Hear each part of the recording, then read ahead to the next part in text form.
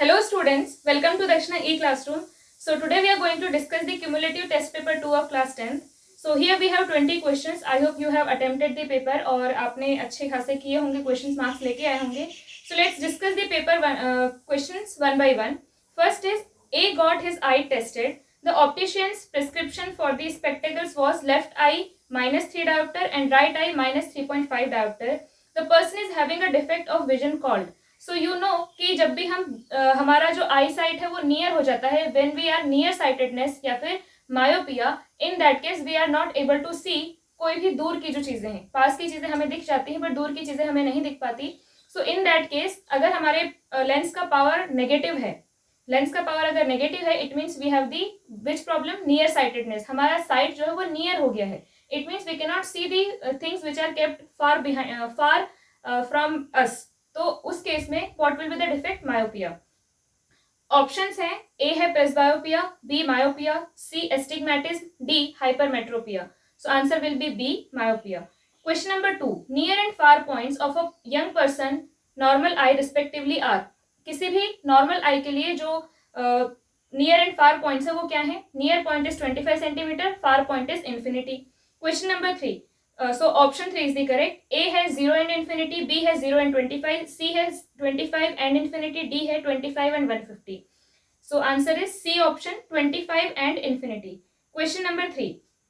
A lens of power +2 diopter is placed in contact with another lens of power -1 diopter. The combination will behave like. तो यहाँ पे क्या होगा, जब भी लेंसेज को हम लोग क्या करते हैं, कॉन्टेक्ट में रखते हैं, तो उस केस में व्हाट वी गेट, जो टोटल जो हमें मिलेगा रिजल्टेंट, दैट विल बी +2 -1. दोनों के पावर को हम ऐड करेंगे तो रिजल्टेंट क्या मिलेगा? +2 -1, it is going to be 1. इसका मतलब power of the combination will be 1 dioptre, और 1 डायोप्टर इसका मतलब फोकल लेंथ क्या होगी?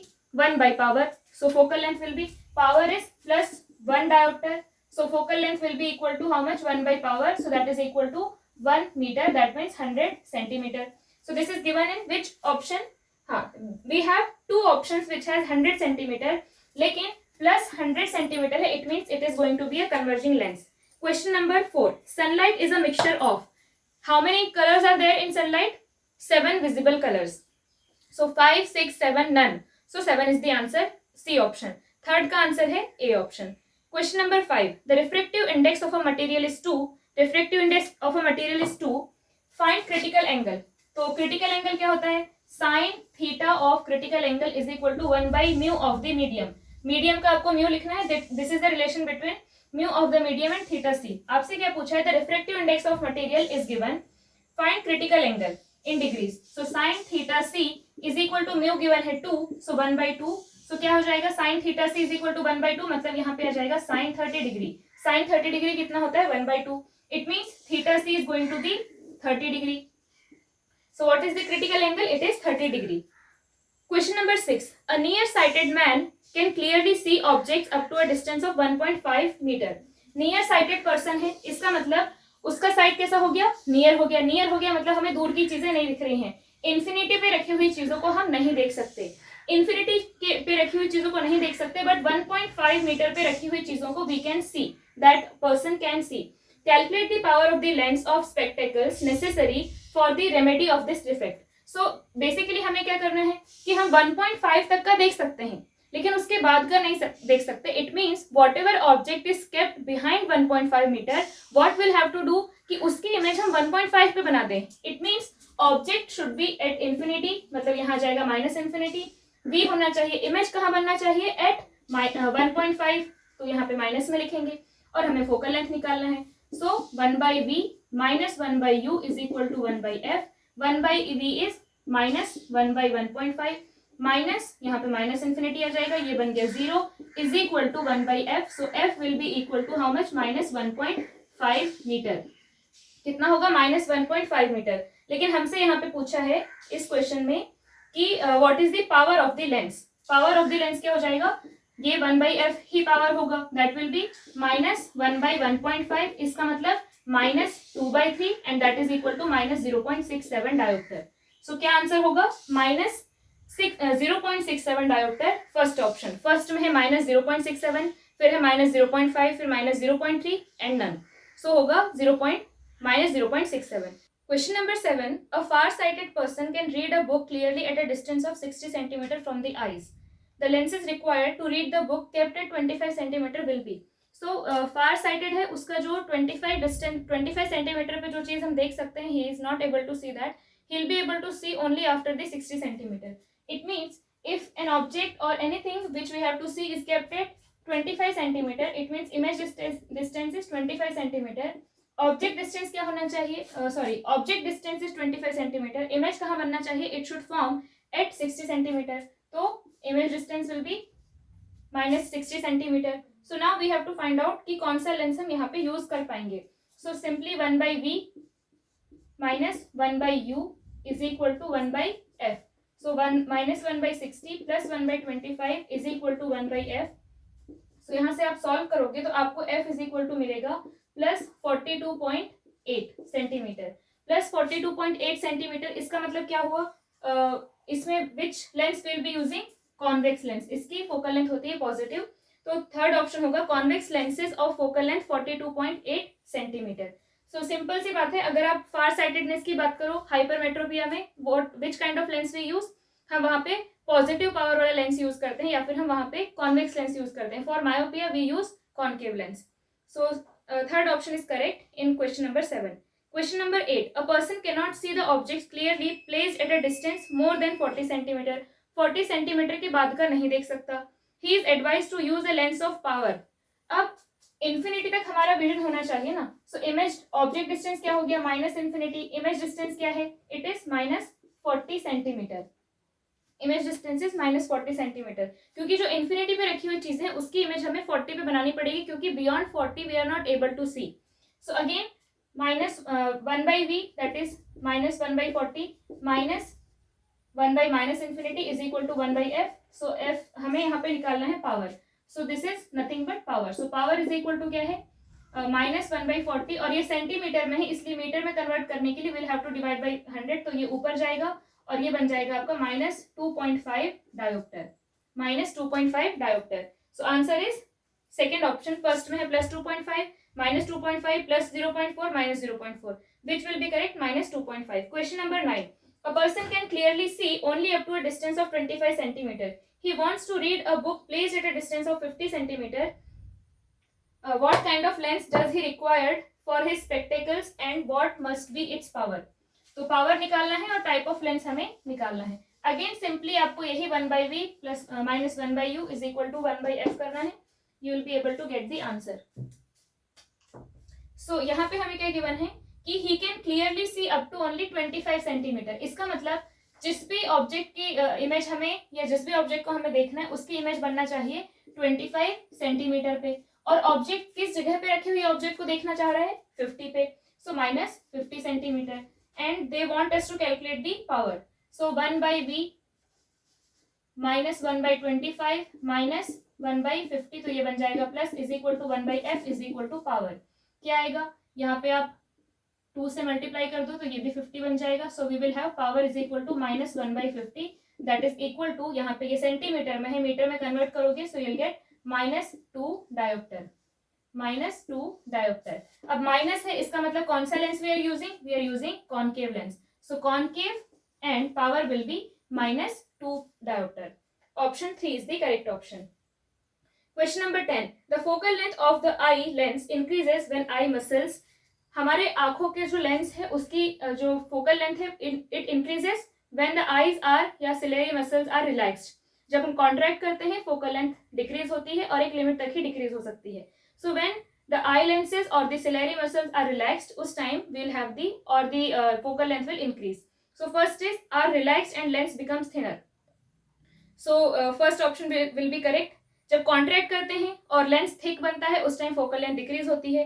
Are relaxed and lens becomes thicker. भाई जब relax होती हैं ciliary muscles तो lens thinner हो जाता है. It becomes thin, not thick. तो lens जब ciliary muscles जब relax होती हैं focal length increases और जो लेंस है वो थिन हो जाता है. So option A will be the correct answer. Question number 11.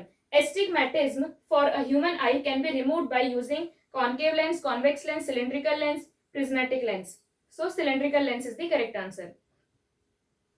Circular part in the centre of retina, जहां पे इमेज फॉर्म होती है ना, एक होता है ब्लाइंड स्पॉट जहां पे इमेज फॉर्म नहीं होती, और द पार्ट जो सेंटर पार्ट होता है ऑफ द रेटिना जहां पे इमेज फॉर्म होती है, that part is called yellow spot which is given in the second option.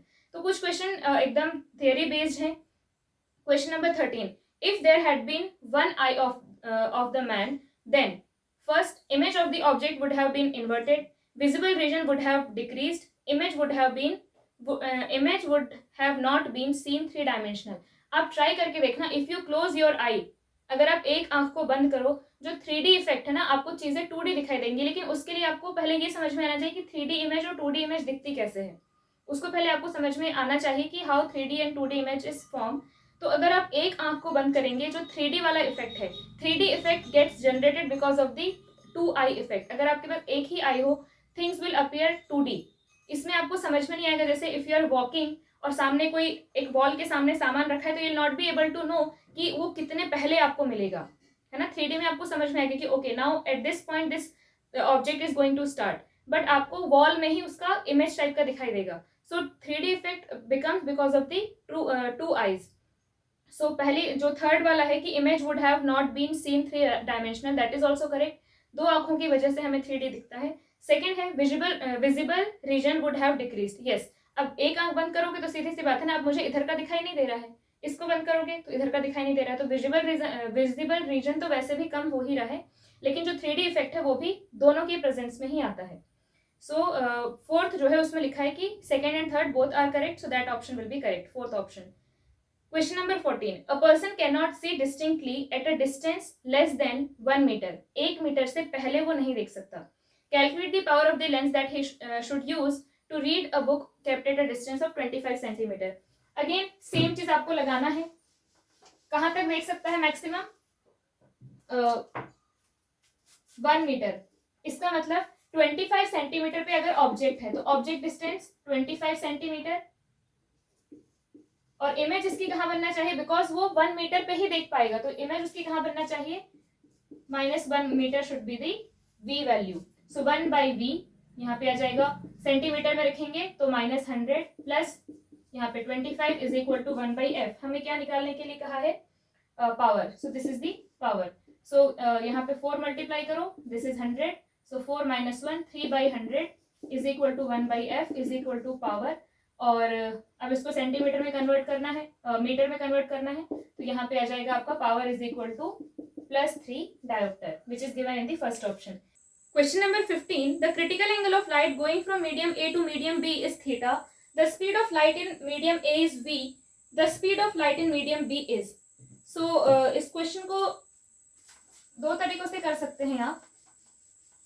पहले तो आप क्या मान लो, इजी ये होगा कि पहले आप ये मान लो कि देखो इसमें गिवन क्या है, the critical angle of light going from medium A to medium B. इसका मतलब मीडियम ए जो है ज्यादा डेंसर होगा।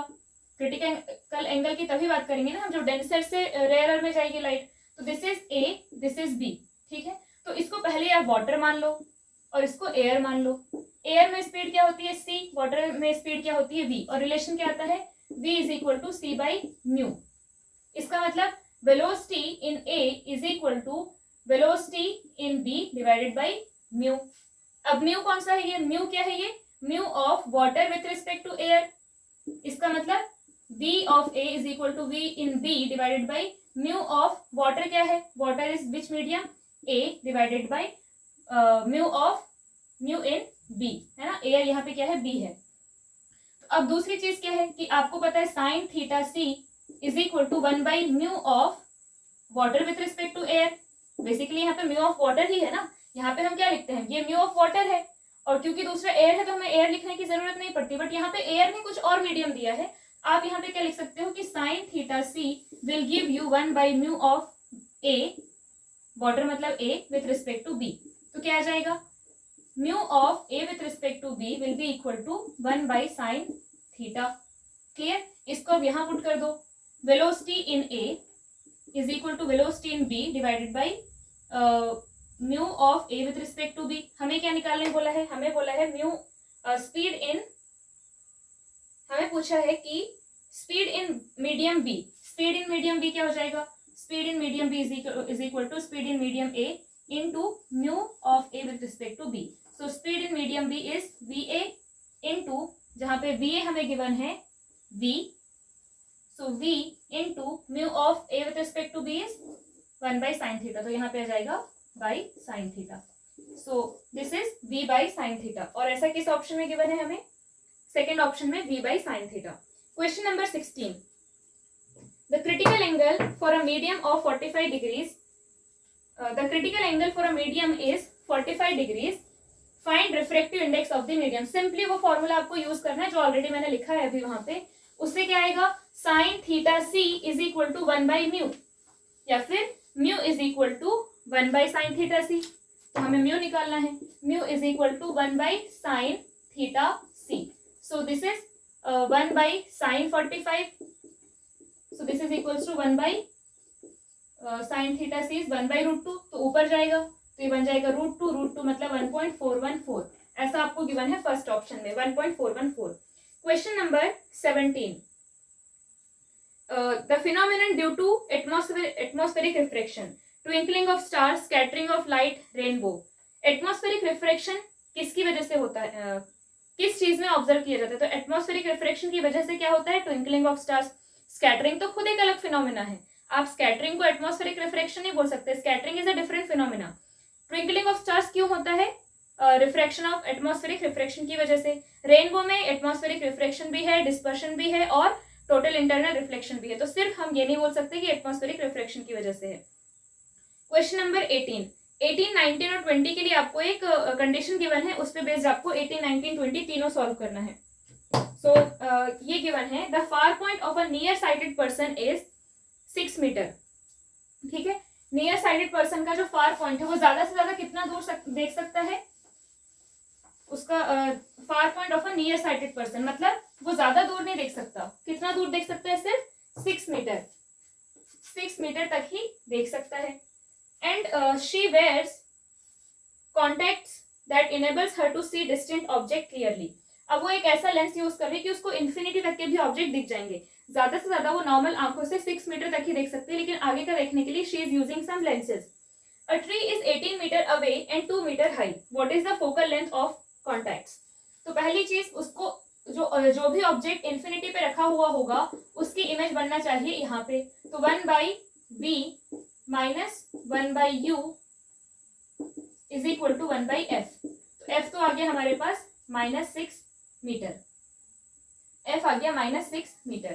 ठीक है, विच is given in the second option. Question number 18 का आंसर हो गया.